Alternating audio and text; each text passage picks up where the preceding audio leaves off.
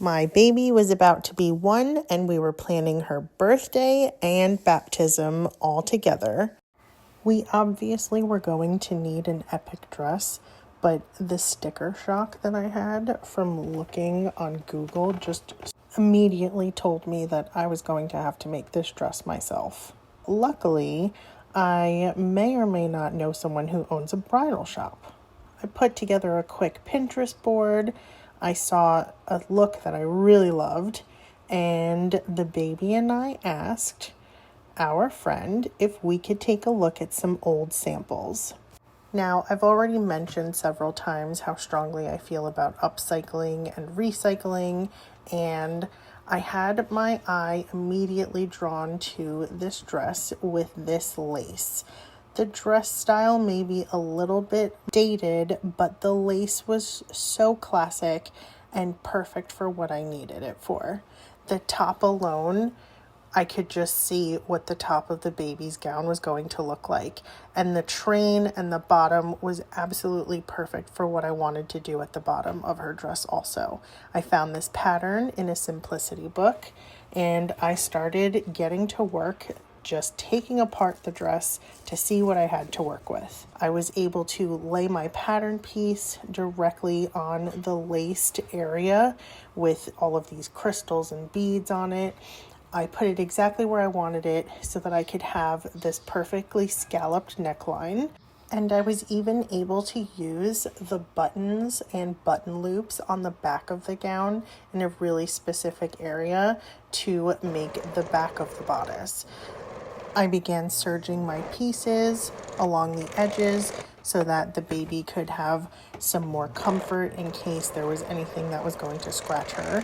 And I also really wanted to make sure that all of the beads and lace was secure along the edges, being that I was basically just working with a home machine to make this gown at home. By the way, I am using a Janome air threaded serger machine. It was a refurbished machine that I was able to get for a discount.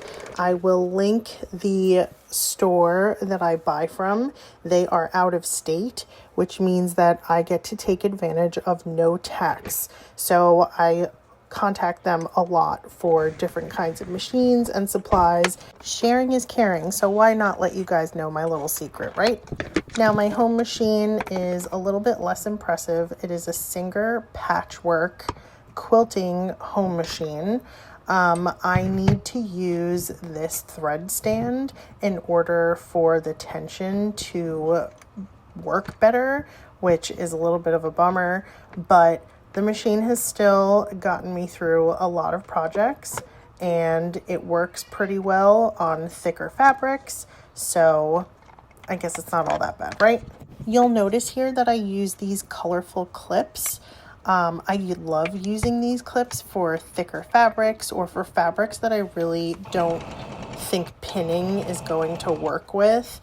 Sometimes you need a lot of pins along the edges of your pieces that you're sewing, and they either don't go through the fabric or through the beads or through the lace, and they start making ripples and bubbles, and that never really helps with the sewing process. So I actually use these clips a lot, constantly. I will also link these below. Now, you might be wondering, if I am making something so special that could potentially be an heirloom, why am I not using my wedding gown? Well, the answer is I wanted a laced and beaded gown for my daughter, but my wedding gown was a very simple Mikado. I do, however, plan on making my daughter something with my veil, which was definitely a wow factor. So I mentioned that I wasn't really crazy about my home machine. I do find that the Janome home machines are better for going through laces and beads. I just don't feel like this machine is built for the long haul. Of course, I prefer to use my industrial machine. I do have a Juki, but it was in my basement, and I also had to be somewhat around in case the baby needed me. Of course, my husband was with her while I was sewing, but I was mostly sewing overnight, And for whatever reason, at that time, my clock was kind of off, probably because I had a small baby, but I would sometimes stay up until 2, 3 o'clock in the morning just to make some headway.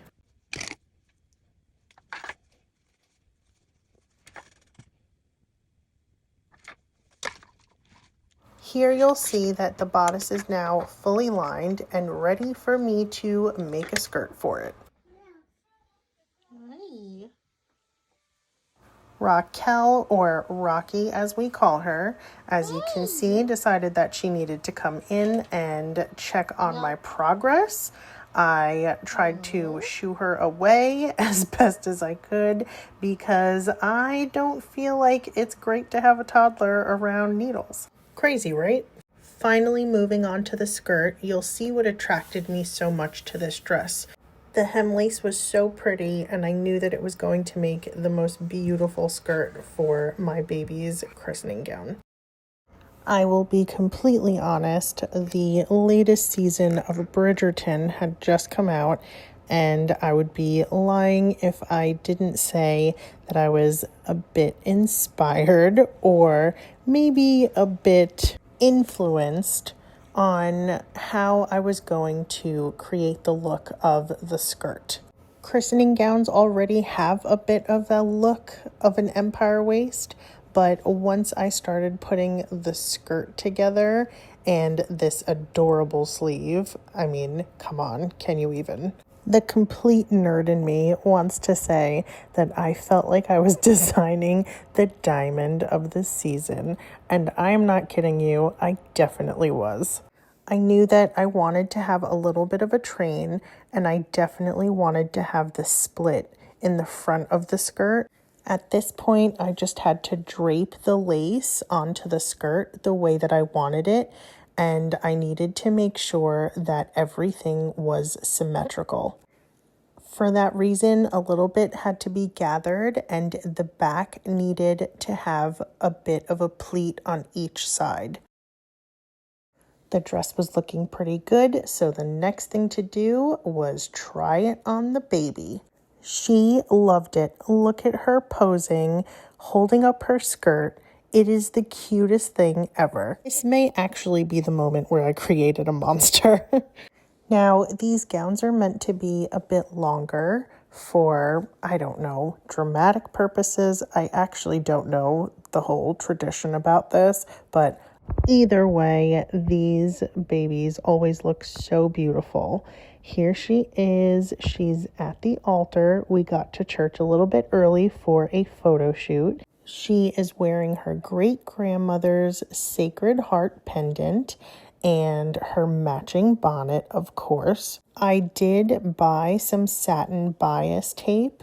It was really beautiful quality, and I was able to use it for the edge of the bonnet and then the ties to tie underneath her chin. The reactions that she got, not only from the priest, but from everybody else who was baptizing their child at the church that day, were absolutely flabbergasted. I swear to you, she looked like Princess Margaret. I can only imagine that people thought that I had spent an outrageous amount of money on a gown for my baby, but little did they know it cost me nothing, except for my time, of course. Every second was worth it. She looked absolutely perfect, and it is a gown that we will treasure forever. We can pass it along to our next child, or it can be an heirloom passed on for generations to come. But what would a baptism be without a disco after? Dancing Queen One and Sweet was the most fun birthday theme. She had a beautiful cake and a beautiful disco outfit. Dancing Queen by ABBA is one of her favorite songs, and she had the greatest time ever. God bless you, Raquel Alessandra. We love you so much.